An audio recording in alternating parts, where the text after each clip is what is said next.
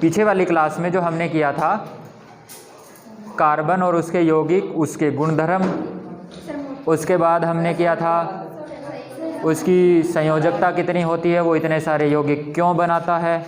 उसके बाद हमने एल्केन, एल्कीन, एल्काइन भी कर लिया था।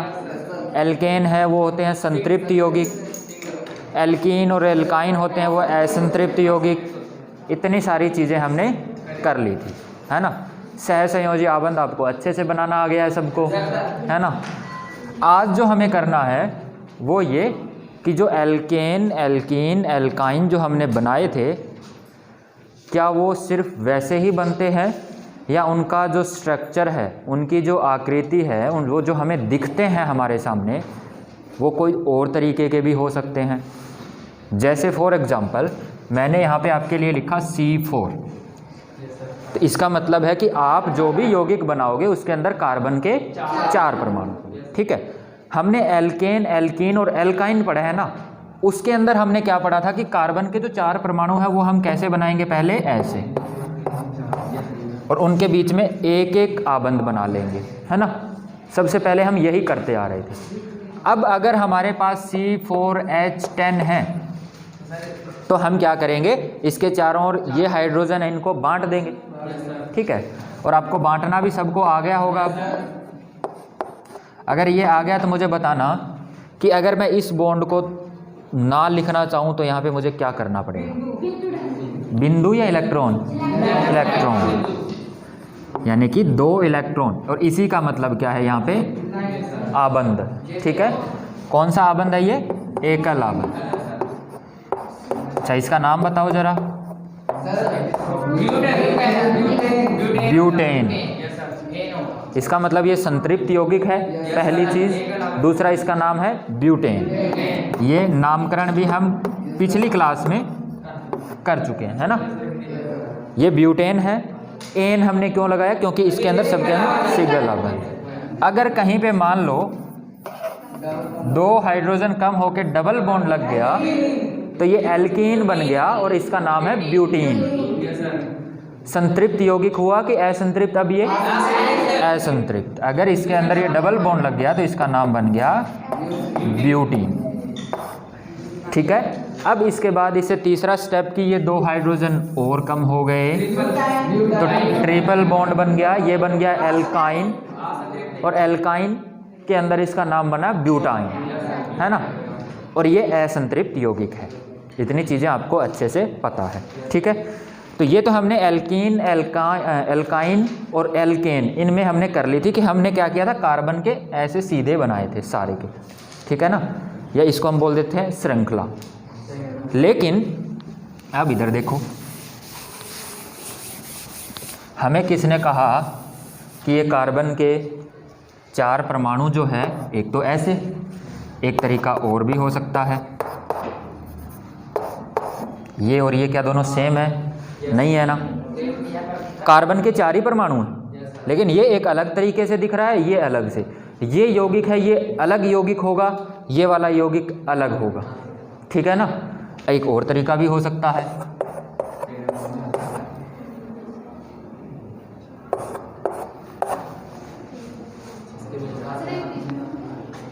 एक, 2, 3, 4 फूल नहीं बनाना है, ठीक है, यौगिक बनाना है। फिर तो इसके कुछ ना कुछ ऐसे भी कर लो, है ना, कुछ अलग दिखाने के लिए। वो हमें नहीं बनाना है, हम सिर्फ कार्बन की ही बारे में बात कर रहे हैं। और हाँ, एक चीज़ और, अगर आपको फूल समझ में आ रहा है तो बहुत अच्छी बात है, ठीक है ना। क्योंकि कईयों को जब ये कार्बन की ये चीज़ें पढ़ रहे होते हैं तो कईयों को डरावनी डरावनी चीज़ें भी दिखती हैं इसके अंदर। लेकिन आपको ये चीज़ ज़रूर समझ में आ रही है कि कार्बन के 4 ही परमाणु हैं, ये एक अलग तरीके का, ये एक अलग तरीके का, ये एक अलग तरीके का, है ना।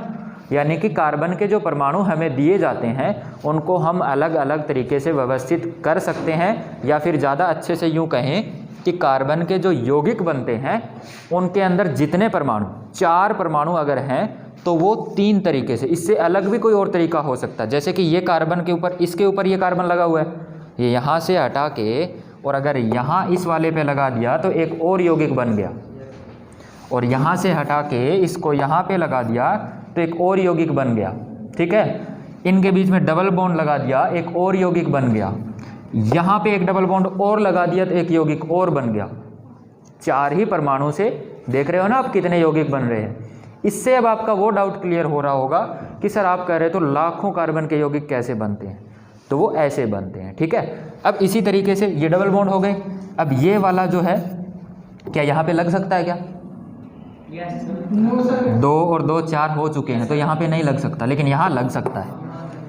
ये एक नया यौगिक बन गया है ना।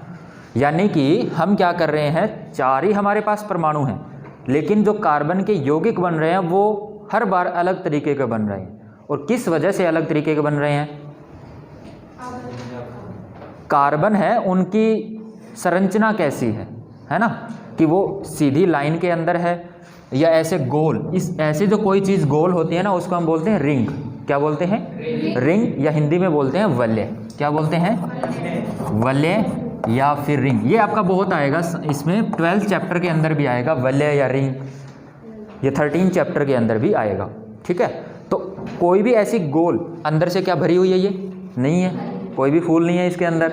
अगर फूल होता है तो ये भर जाती, ठीक है ना, भर जाती, तब इसका नाम था डिस्क। क्या नाम था? डिस्क। लेकिन ये खाली है, तब इसका नाम क्या है? रिंग या वलय। ठीक है ना। डिस्क और रिंग के अंदर फ़र्क समझ में आया? ये दोनों आपके 13 चैप्टर के अंदर आ सकती है। ऐसी गोल चीज़ जो अंदर से बिल्कुल भरी हुई है उसको हम क्या कहेंगे? डिस्क। और जो गोल है लेकिन अंदर से खाली है, रिंग या वलय। क्लियर है ना ये चीज़? अच्छा, और वो चाहे किसी से बनी हो। अब यहाँ पे ये किससे बनी हुई है? कार्बन से बनी हुई है, तो ये किसकी रिंग हुई? कार्बन की। ठीक है, ऐसे जो एक लाइन में बनी हुई है इसको आप क्या बोलोगे? श्रृंखला या चेन। जो आप गले में पहनते हो बिल्कुल ऐसी होती है लंबी, तो इसको हम क्या बोलेंगे? चेन या श्रृंखला।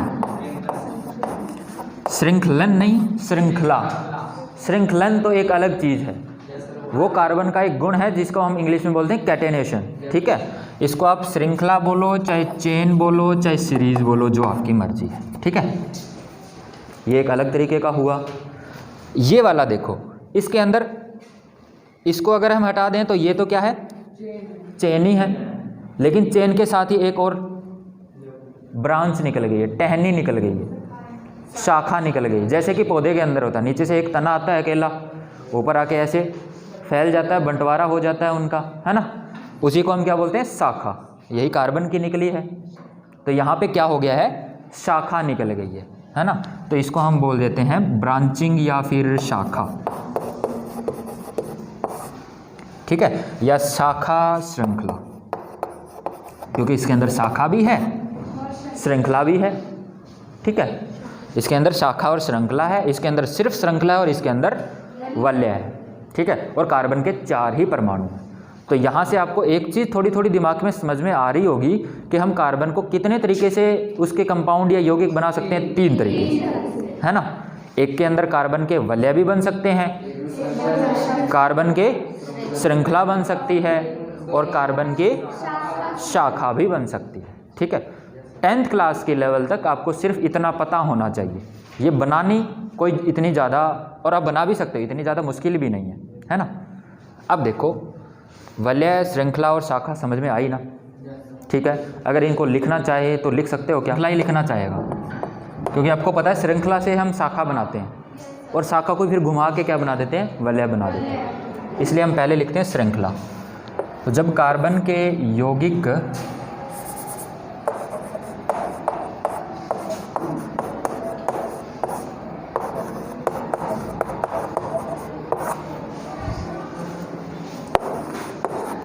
सारे कार्बन के परमाणु कैसे होते हैं? एक ही रेखा में,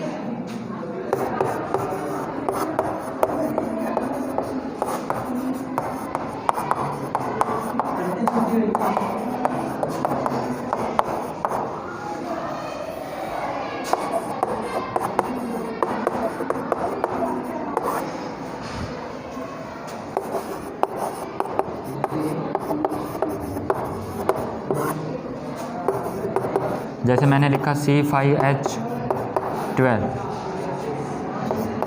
इसका बना के तो बताना है ना पहले। तो पहले 5 कार्बन बनाओगे, क्या ये श्रृंखला बनी है ना ये श्रृंखला? हम श्रृंखला का ही एग्जाम्पल लिख रहे हैं, तो एग्जाम्पल को आपको ऐसे लिखना आना चाहिए। यहाँ आ गए हाइड्रोजन,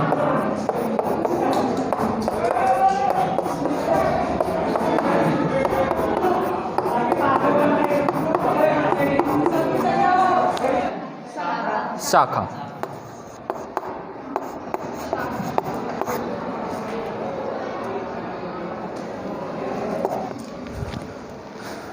एक बार के लिए इधर ध्यान देना थोड़ा सा, मैंने शाखा में लिखा क्या है?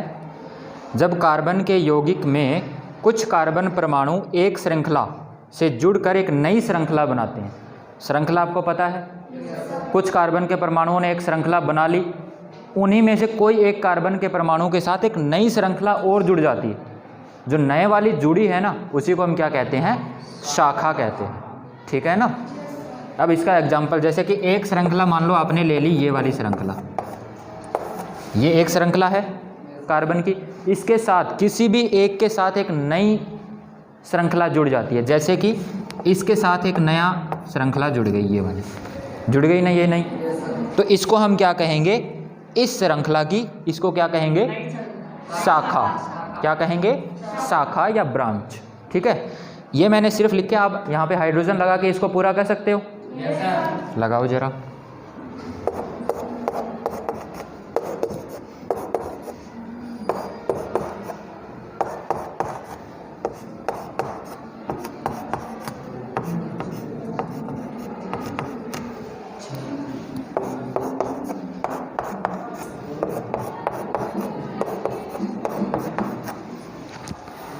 बन गया?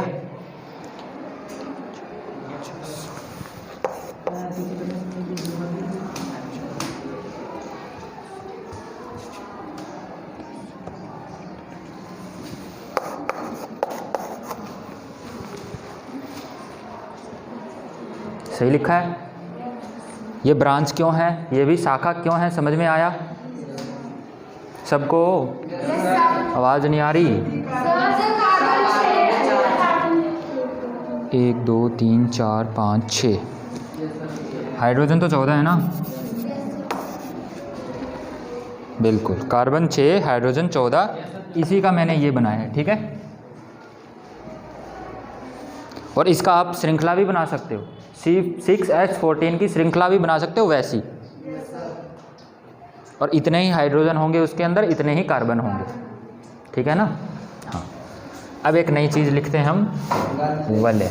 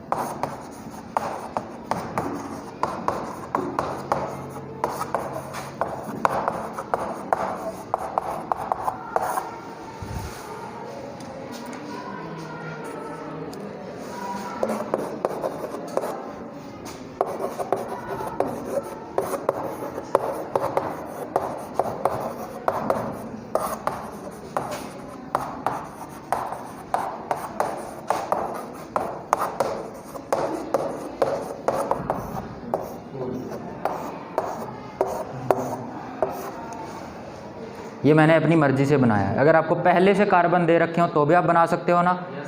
अब इनके हाइड्रोजन लगाने हैं। इसके अंदर बताओ कितने हाइड्रोजन लगेंगे? 2 लगेंगे। इसके अंदर भी 2, ऐसे भी इसके अंदर भी।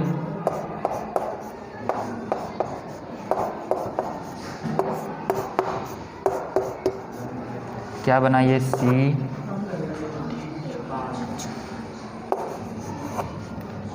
2 2 4 2 6 2 8 2 10।